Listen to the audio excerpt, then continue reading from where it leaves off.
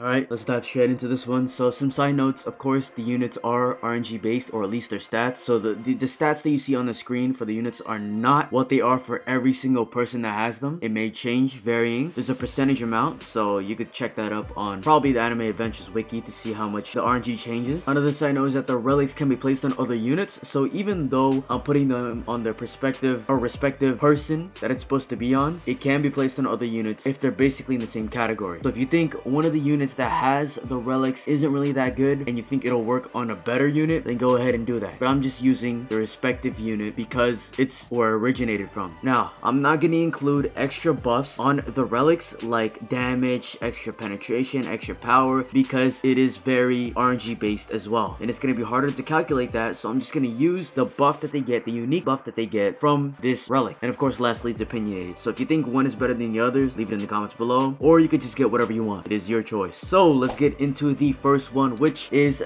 Julius. I'll be ranking them in the end because it'll be easy to just go over the information and then rank them. But of course, Julius, his relic ability is, by the way, the seconds and extra true damage, which I'll be explaining in a bit here, is RNG based. So it may be different for each person that gets the relic. But every 35 to 45 seconds, that's what I've been seeing the range from.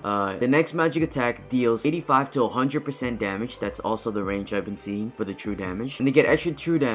So you might be wondering what true damage is. It's basically the purest form of an attack. And apparently they said it goes through shield, magic resistance, and physical resistance. I think it goes through these two, but I don't think it goes through shield. So I'm gonna go ahead and remove that. But Julius's damage is around 125,000 when max. And if we're gonna use the relic in this perspective, 100% true damage, if that's what you get on the relic, this will equal to 125,000 plus an extra 125,000 true damage added on top of that. Basically meaning it's double damage. So for whatever percentage you get, you multiply that by the total damage and then you add it on top of it, and that's basically how much damage you'll get in total. Now if they do have resistance, your first attack will not do as much, but since it's true damage, it'll basically go through the resistances, having the same effect. Now his DPS is around 16.6k, but this is one unit. You can only place one of it, which you could see later on. His SP is around 7.5 seconds, range around 27. He does multi-hit. He has a giant circle AoE. His affinity is magic and light, so he'll be doing more damage to those who have dark. I don't know if any unit has dark elements yet, but if it does, then it does more damage to it. Attack type is ground. You can only place one, and its ability, which has a global cooldown, so if any other person has Julius in your game and wants to use the ability and uses it, you can't use it. And his ability basically makes the unit rewind and go backwards for 4.5 seconds, which is really good. It's like a better Lelouch because you don't have to upgrade him to the point where you have to send him back. So Julius is definitely really good. Now let's move on to Asta and his relic. So his relic ability, you won't be able to do any magic damage, but unit gains 11% more physical damage against enemies with magic resistance. So on stages like 1 and 3, this relic is gonna go hard on any physical unit, which the main one is probably gonna be Asta because he's definitely overpowered unless you have another unit with like a unique trait. But his damage is around 70k, and with the relic he does around 77.7k physical damage to normal enemies with the relic, of course. And this does not include physical weaknesses. So if you have physical weaknesses, just multiply that on top of it, and that's how much total damage you'll do. The DPS is around 43,000 or 47,800 with the relic. SPF 6.5 seconds, range of 25.5. He does multi-hit, giant cone AoE. His affinity is physical and dark. I forgot to add that. His attack type is ground. You can place four of these guys, and he doesn't have a special ability. So his relic is definitely really good on physical attack type units like Asta. Moving on, we have Yuno. So Yuno's relic, Clover the Wind, does 12% more magic damage against flying enemies. So this is gonna be good on stage 2 and stage 3 because they both have enemies that have weaknesses to magic. But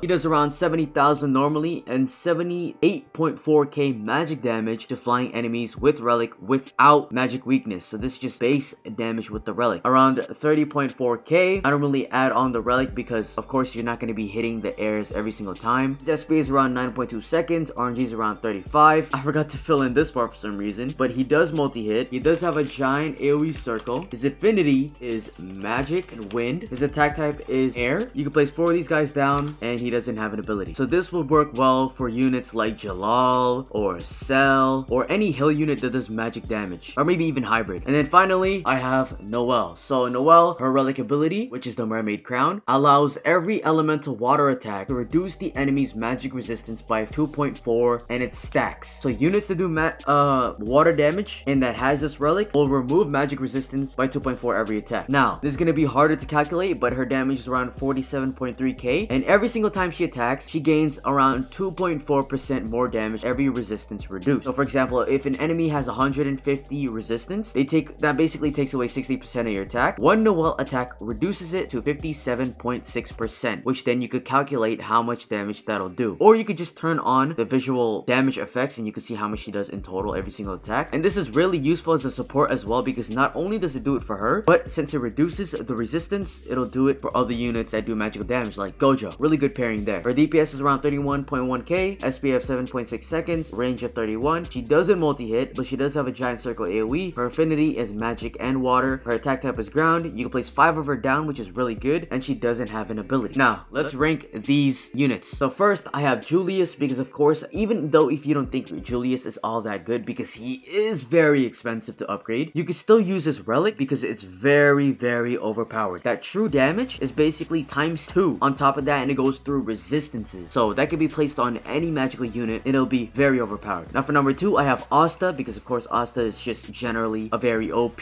physical unit, and his relic, because his relic gives an extra physical damage to those who have magic resistances, which is good for the first and third legend stages. Third of all, I have Yuno, because generally you'll do more magic damage to flying enemies, although this wouldn't work well with the first stage. It'll do great with the second and third, since there are flying enemies that have magical weaknesses, and most heal and hybrid units already do magic anyway, so add Clover the Wind on top of that and it does extra damage. And then finally, I have Noelle. So the reason why I have Noelle at the bottom, even though it seems really overpowered, it's just that every time she attacks, it's fairly slow, around 7.6 seconds, and it only takes away 2.4 resistance, which is pretty low if you think about other units like Megumi and Blackbeard. They'll reduce that magical resistance, or at least give you more magic weakness onto the enemy, which will probably scale harder than her attacking every single time. Even though there's 5 of them, Megumi is just an instant magic weakness giver. Although you could argue that you could place 5 of them and it stacks up to like 10 resistance per attack, which then at that point you could kind of combine both, which would make Noelle kind of overpowered. But for the third legend stage, honestly, physical resistance is what mostly takes over. So you can use Noelle and her relic, and you could even place Noelle's relic on other magic units that do water damage, but there's not a lot of those. So that's my ranking. Tell me what you guys think in the comments below. If you have another ranking of these units and where the relic should go, like I said, leave it in the comments. And if I made a mistake, please tell me. Anyways, good luck grinding for Julius and his relic, and have fun on stage 3.